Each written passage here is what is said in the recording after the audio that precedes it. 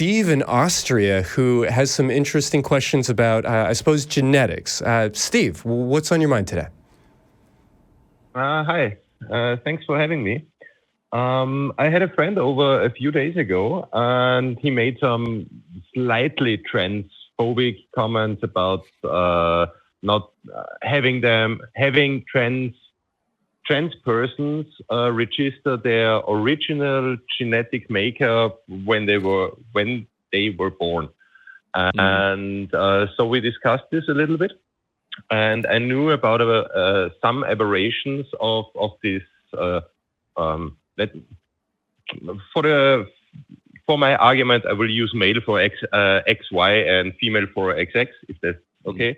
I feel like that can get us into trouble. You talked about some amount of variation or some amount of exceptions. I forget the exact phrase, but I'll tell you now that phrase is covering a great multitude of sins, because there are quite a many aberrations, or at least different forms that our genetics can show up in. But please continue with your question here.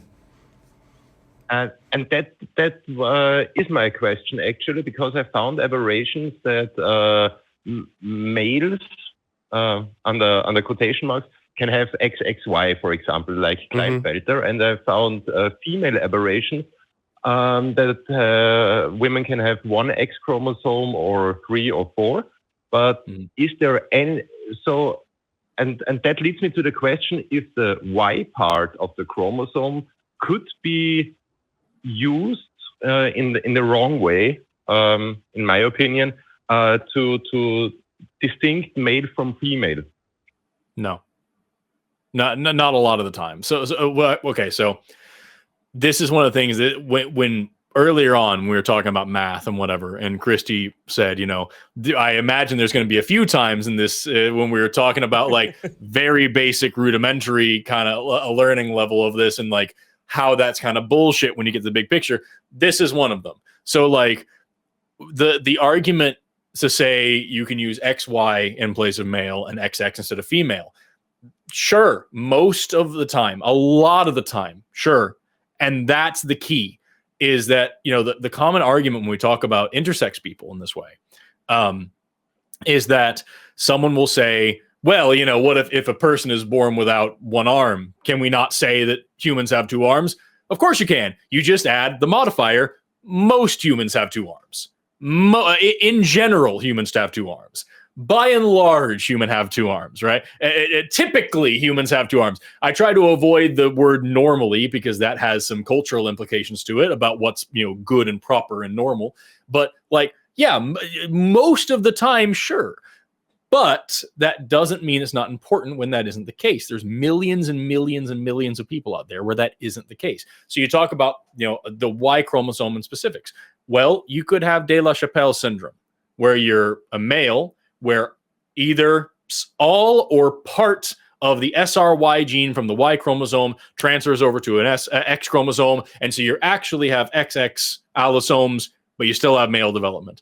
And there's even other ways where that does, because then you can just move the definition and say, oh, well, it's the SRY gene that does it. There's other ways that go without the SRY gene, where you can have epistasis, you can have something upstream, because the development of a male or female phenotype is actually a long genetic pathway. It isn't just a little on or off switch, with one single gene or one single chromosome handling it. Everybody watching this has the genes for both testes and ovaries, has the ability to develop either one of these ways. Talk about the Y chromosome being something exclusive and females don't have it. Well, yeah, there's Sawyer syndrome, actually. And there are case studies of women, of female humans. I'm going to leave the word women to the side for a second. Of female humans with XY allosomes. They have the Y chromosome there. And they also have gotten pregnant and given birth to healthy children. So if we're going to say the Y chromosome is the indicator, then you have to say that these are men, or I should say males. And you hear me catching myself over and over here, where I distinguish between male and man, woman and female, and that's because sex and gender are completely different things. And that's important also to point out, because what you brought up here was you were talking to your friend about trans people, and you fell on the topic of these different chromosomal configurations. That's to do with intersex people. Intersex people and trans people aren't necessary. These are not always the same thing. Sometimes they overlap, but they're completely different groups that have completely different issues and completely different things to talk about and completely different struggles that sometimes line up and sometimes don't. And because so many people conflate sex and gender together, oftentimes that's what becomes the argument, is like, oh, well, this statistically small number of people have Klinefelter syndrome, therefore I don't have to care about trans people. And I'm like, well, now you're just wrong twice. That's two bad arguments at the same time. So yeah, the simple fact of the matter is, as far as I can tell in my learning of this and with all my friends, is that these are grouping terms that we use in biology to define patterns. But just like with any other pattern ever, and as Christy just pointed out a minute ago, we're coming to this reckoning where we're realizing that there was a bit of a mistake here, that we left a lot of shit out. We glossed over a lot of important details in order to help us fit a norm that we had that was easy to understand. And there's a lot of great papers out there that talk about this, that like this binary that we've reinforced it makes it very easy to write a scientific paper, and it makes it very easy to understand the big picture. But when you're dealing with actual reality of actual people, it doesn't really work all the time. And that's not unique in science whatsoever.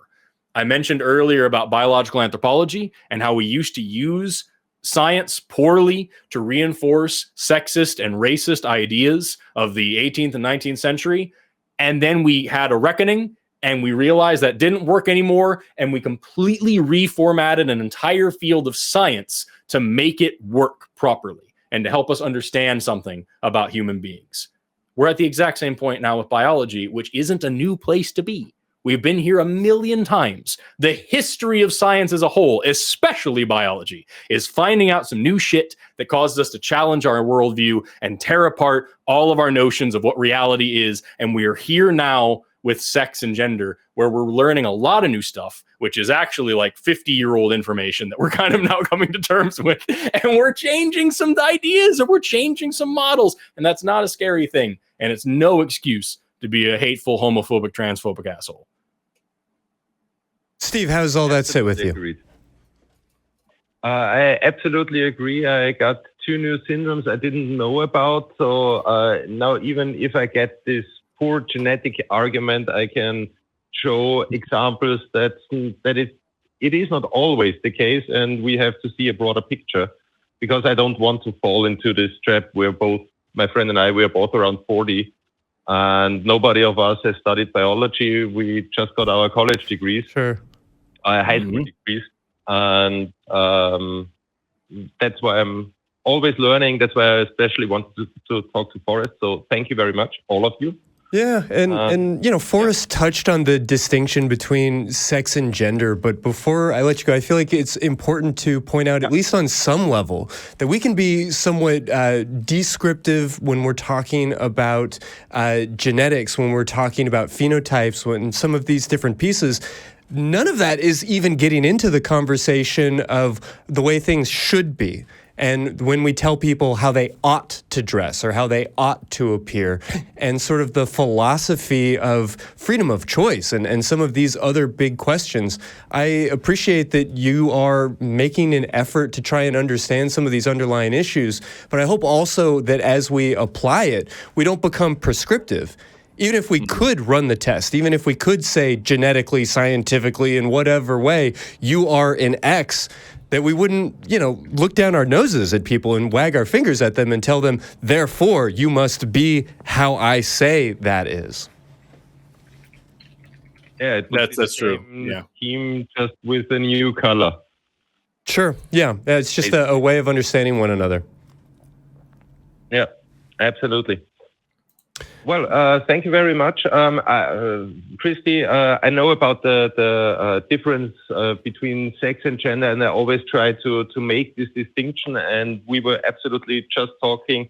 We agreed on just talking on the physical level of genetics, and to get a starting point where we are in our discussion, my friend and I, and where do we want to see society grow.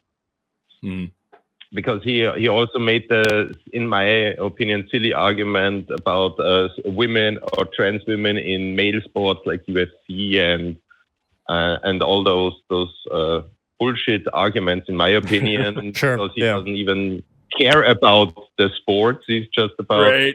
It is strange how just very concerned we've all suddenly gotten about the competitiveness of women's sports. It's kind of like how we all got worked up about the ethics in gaming journalism a couple of years ago. At the root of so many of these things, it's our good old-fashioned friend misogyny.